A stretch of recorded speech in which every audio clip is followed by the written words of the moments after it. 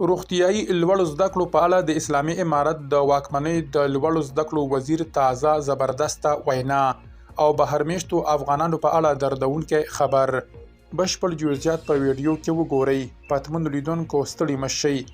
لومړی خبر: د افغان کډوالو د جبري ایستنې په دوام د غبرګولي پر 12مه له پاکستان څخه د ننګرهار د تورخم له پرزي دروازې 83 او د کندهار د سپین بولدک له پرزي دروازې 44 افغان کډوالې کورنۍ ایستل شوي دي.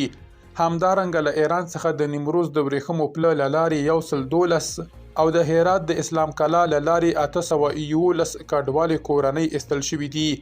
باختر رسنۍ ویلي له 403 ستنو شوو کډوالو سره د افغان مخابراتي شبکو د سیم کارتونو مرسته شوې ده او د کډوالۍ نړیوالې ټولنې په همکارۍ 82 کورنۍ خپلو سیمو ته لیږدول شوي دي.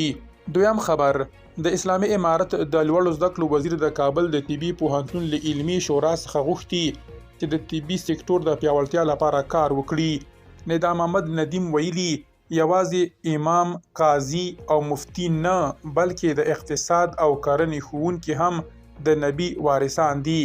ښاغلي ندیم د درېنۍ یا سې شنبې پر ورځ د غبرګولي پر 14مه د کابل روغتیایي پوهنتون په پوهانیزه ډله کې ویلي چې هر چارواکی او مشر په خپله برخه کې د نبي په توړی بلل کیږي او باید خپله دنده په ښه توګه ترسره کړي. نوموړي ویلي چې یوازې مشرتابه د دې هر څه مسؤلیت نه لري. هغه ډیره کړې چې دوی د لوړو زده کړو په برخه کې د وګړو ټولنې او په روغتیایي برخه کې د ستونزو د حل په موخه هر ډول وړاندیزونه مني. د ویلي د ښوونکي هره مشوره، وړاندیز او غوښتنه چې د ټولنې وګړو او روغتیایي برخې په ګټه وي موږ ورته پاملرنه کوو.